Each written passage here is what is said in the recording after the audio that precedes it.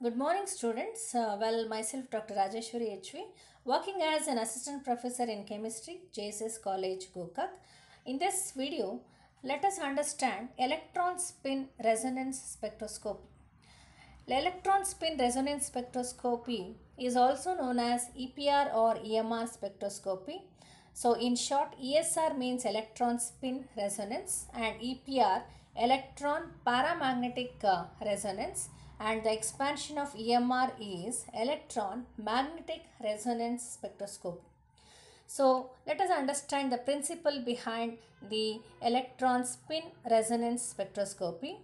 EPR is a branch of absorption spectroscopy in which the radiations having the frequency in the region microwave is observed by paramagnetic substances to induce transition between magnetic energy levels of electrons with unpaired electrons. So we have to understand the key points like absorption spectroscopy, microwave region and paramagnetic substances. So remember, the first point is EPR is an absorption spectroscope. So we have two types of spectroscopy, absorption and emission spectroscopy. Now what is absorption spectroscopy? So it is one of the spectroscopic technique that measures the absorption of radiation as a function of frequency and wavelength due to the interaction between the matter and light is known as absorption spectroscopy. So simply if you pass the observed light along the prism, and if you apply the dispersion phenomenon in a photographic film, the spectra what you get is absorption spectroscopy. In other way around, the emission spectroscopy means if the emitted light is after the interaction between the matter and light, if the emitted light is passed through the prism and the dispersion phenomenon is recorded in the photographic film, then we call it as emission spectroscopy. Now based on the type, whether it is absorption and emission, we have two spectroscopic techniques, right? And second point is EPR spectroscopy is observed in the microwave region. It is almost similar to NMR spectroscopy. If you go back, NMR spectroscopy is observed in radio frequency region, whereas EPR is observed in microwave region, that is between the frequency 1000 megahertz to 3 lakh megahertz region, and the wavelength with 30 centimeter to 1 millimeter. And EPR spectroscopy is specifically applied only for paramagnetic substances. So we cannot subject the diamagnetic substances to EPR spectroscopy. So we can only analyze paramagnetic substances. What are paramagnetic substances? So these are the substances which contains the unpaired electrons or the unpaired spins, right? So when such paramagnetic substances are placed in the external magnetic field, right? So since electron has two spins, plus half and minus half, so these energy levels, electronic energy levels will lose their degeneracy, the split in presence of the external magnetic field.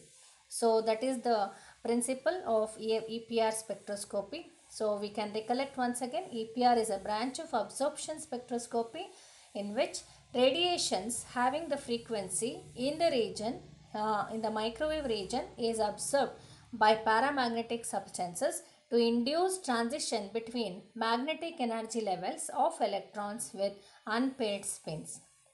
Now the second point is we can analyze the paramagnetic substances in ESR spectroscopy or EPR spectroscopy. So that's why ESR spectroscopy is confined to the atoms with unpaired electrons and free radicals, ions, triplet state molecules and complexes with unpaired d and f electrons. So only paramagnetic substances can be analyzed using EPR spectroscopy. The splitting of energy levels. The splitting of electronic energy levels can be done in presence of the external static magnetic field. Static means the magnetic field is in the fixed position. One of the most important use of ESR's technique lies in the detection of extremely short-lived, extremely short-lived free radicals intermediates in a chemical reaction. So that is the application of ESR spectroscopy. So we can even detect the free radicals using the ESR spectroscopy or EPR spectroscopy. ESR technique is basically developed by the scientist Zavoskir in 1944 and may be regarded as the extension of Stern-Gerlach experiment. And we know that Stern-Gerlach, through the Stern-Gerlach experiment, so he determined that there are two spin states for the electron, plus half and the minus half. So that is, electron can spin along its own axis and along the clockwise direction as well as in the anti-clockwise direction. If electron spins in a clockwise direction, it is plus half. If it is spins in the anti-clockwise direction, then it is minus half. Well students, now let us understand the difference between ESR and NMR spectroscopy. So well, I told you in the beginning that ESR and NMR spectroscopy is almost similar. ESR spectroscopy is observed in microwave region, whereas NMR spectroscopy is observed in radio frequency region. So this is the first difference between ESR and NMR spectroscopy. But collectively, the ESR and NMR referred to as magnetic resonance phenomenon. Both are magnetic resonance because the resonance happens in presence of an external magnet in case of both ESR and NMR spectroscopy. NMR and ESR are similar in their theoretical principles also, right? But NMR is observed in radio frequency region and ESR is observed in microwave region. And the third point is ESR is applied to the systems containing unpaired electrons, that is nothing but paramagnetic substances. But NMR spectroscopy is applied for the organic compounds, right, which has the isotopes. Then the basic theory used in NMR and ESR is methodology and instrumentations are similar, but the only exception is the absence of chemical shift phenomenon in the ESR spectroscopy. So if you go back, if you recollect the NMR spectroscopy, the NMR scan depends on the chemical shift, whereas in ESR spectroscopy we are going to consider the G value. So let us understand the G value in the future topics. So hope you understood the difference between ESR and NMR spectroscopy. ESR is observed in radio frequency region and NMR is observed in microwave region. ESR is applied for the substances which contains unpaired electrons or for paramagnetic substances. Chemical shift is absent in case of ESR spectroscopy and it is present in case of NMR spectroscopy. So well students, both in case of ESR and NMR spectroscopy, the position of resonance signal has to be specified as a function of field strength and frequency. And the sixth difference is, in case of NMR, chemical shift position are expressed as the delta values, right? And in ESR, resonance positions are expressed as G value. So that is a major difference between NMR and ESR. NMR chemical shift positions are expressed as delta, that is field, this delta is field independent, whereas in case of ESR the resonance positions are expressed as G values, whereas this G value is field dependent value. And this is also the function of, that's why it is also the function of field strength and the frequency. Now hope we have listed all the differences between the ESR and NMR. So well students, ESR spectroscopy is applied for paramagnetic substances. So paramagnetic substances may be stable or unstable. So these are the examples: NO, O2 oxygen, NO2 and Fe3 plus and FeCN6 3- complexes are stable paramagnetic substances, and even the stable paramagnetic substances can be analyzed using ESR spectroscopy. And the unstable paramagnetic materials like free radicals, radical ions are also analyzed using the ESR spectroscopy. Even in case of the free radicals are usually formed when the normal molecule is irradiated with the UV and X-ray radiation, forming the free radicals, and provided which has the lifetime of 10 raised to -6 seconds can be analyzed using ESR spectroscopy. So, if you summarize, so both stable as well as unstable paramagnetic materials can be analyzed using ESR spectroscopy. So, since ESR is applied to unpaired electrons, the technique is less generally applicable than the NMR spectroscopy. So, that is the disadvantage of the ESR spectroscopy. So, since ESR spectroscopy is applicable only for the unpaired electrons, that is substances which has the unpaired electron, the technique is less generally applicable than the NMR spectroscopy. Well students, let us understand the topic interaction between spin and the magnetic field. So in ESR spectroscopy, the electron is interacted with the external magnetic field and the electronic energy levels will lose its degeneracy in presence of external magnetic field. That is, we know that electron is a charged particle and it is continuously under motion. Now, in such a case, a tiny electron will act like a magnet. When such an electron is placed in the external magnetic field of strength B, the electron magnetic dipole will precess about the axis of external magnetic field analogous to the NMR spectroscopy.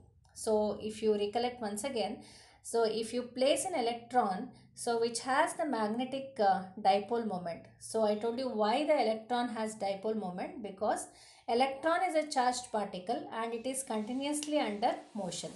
So if such an electron is placed in an external magnetic field, this electron will start precessing along the axis of the external magnetic field or opposite to the axis of external magnetic field. If it presses along the axis of external magnetic field, then we call it as plus half. If it presses or rotate opposite to the axis of applied magnetic field, then we call it as minus half. And this precession will have some frequency, and this frequency is known as Larmor frequency or of precession, and this is represented using the symbol omega. And omega is given as is equal to gamma into B. So this symbol gamma is nothing but magnitude gyric ratio and capital B is the applied magnetic field. And this principle is almost similar to the NMR spectroscopy, and we consider the nuclear spin in case of NMR spectroscopy, and in case of ESR spectroscopy we consider the electron spin. So now these are the pictorial representation which shows the splitting of energy levels, electronic energy levels in presence of an applied magnetic field. So we have two spin states. MS stands for the spin states plus half and minus half. In the absence of the field, the spin states are degenerate. They will lose their degeneracy only in presence of an external magnetic field. When an external magnetic field is applied, the spin orientations are aligned in a different direction, plus half and the minus half. Minus half has the lower energy and plus half has the higher energy. Then the next is the magnetic energy of interaction will be given by, that is E, the magnetic energy is E is equal to minus mu subscript S into B into cos theta according to equation number 1. This mu subscript S is nothing but electron magnetic moment. So I told you the electron possesses the magnetic moment and this is electron magnetic moment. B is an external magnetic field into cos theta. Theta is nothing but the angle between the axis of dipole and the field. Okay. So theta is the angle between the axis of dipole and the field of the field direction. That is, it is an angle formed between the electron dipole and the external field direction. For an electron, we know that yes, the spin is half. The orientations of the spin angular momentum vector has only two values. Okay. So if S is equal to half, the orientation of the spin angular momentum vector has only two possible values. That is, if S is equal to half, the orientation of spin angular momentum vector has only two values, that is ms is equal to plus or minus half. Now since cos theta is taken as mu subscript b divided by mu subscript s. We know what is mu subscript s. It is electron magnetic moment and b stands for external field and s is nothing but the electron dipole moment or electron magnetic moment. So now therefore we can write the expression E is equal to minus mu subscript b into b, that will be equation number 1. In place of cos theta, right, cos theta should be substituted in equation number 1. So when you substitute cos theta in equation number 1, so we arrive at the expression that is E is equal to minus mu subscript b into b according to equation 2. So well, if you rearrange the expression for mu subscript b is equal to minus g into beta into capital M subscript s, that is equation number 3. Now substitute equation 3 in 2. You have to substitute the value of mu subscript b in equation 2, right? So then we arrive at the expression E is equal to g into beta into capital B into ms, that is equation number 4. So well, for spin, so we know that S is equal to half. So then the electron has two energy states, plus half and minus half. So E is equal to plus half. The energy state of plus half is equal to half g beta b, and because in place of m subscript s, if you substitute plus half, then expression becomes E plus half is equal to half into g beta b, and in place of m subscript s, if you substitute minus half, then is equal to minus half g beta b. So now we come out with the expression delta E. So if you take the difference of the energy levels, so I told you that the electronic energy levels will lose their degeneracy in presence of an external magnetic field. So when they lose their degeneracy, right, and the difference between the energy levels, minus half is the lower energy level and plus half is the upper energy level.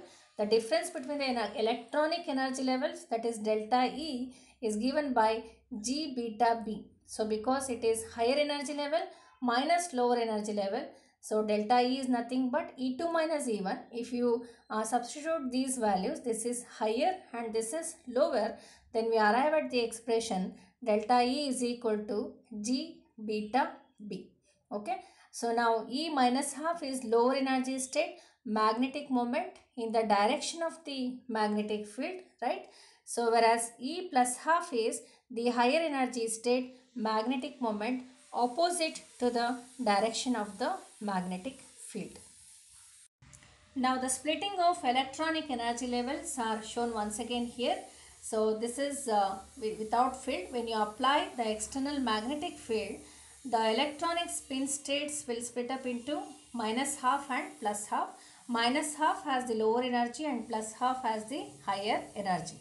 Then the energy of the lower energy level is given as half g beta b, whereas the higher one is taken as the lower energy level is taken as minus half g beta b, and the higher energy level is taken as plus half g beta b. So if you subtract higher minus lower, right, it is E2 minus E1, then we have the difference delta E, right? So delta E is equal to h nu, and h nu is equal to g beta b.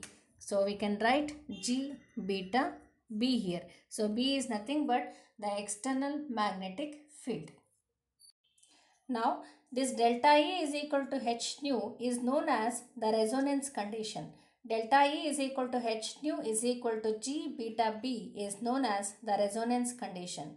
So only with the suitable microwave frequency, the electronic transition happens between the lower and the higher energy level.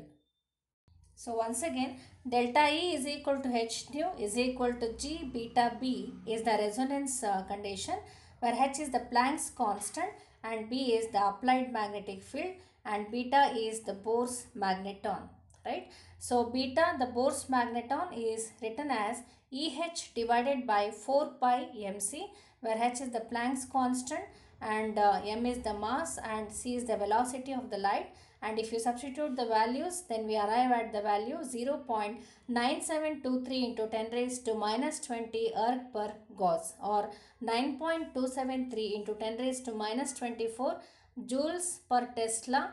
T stands for Tesla here. And here the G stands for spectroscopic splitting factor, or it is also known as Landis splitting factor. So what is G factor? A G factor is also written as G is equal to G subscript E 1 minus sigma. So here sigma is the symmetry factor and G subscript E is the splitting factor, Landis splitting factor for the free electron. Now basically the G factor depends on the electron environment. The G is also known as proportionality factor, and this depends on the electronic environment. The value of G is constant for the free electron. If you take free electron, G is always constant and its value is 2.0023. But for a free radicals, right, the value is modified by plus or minus 0.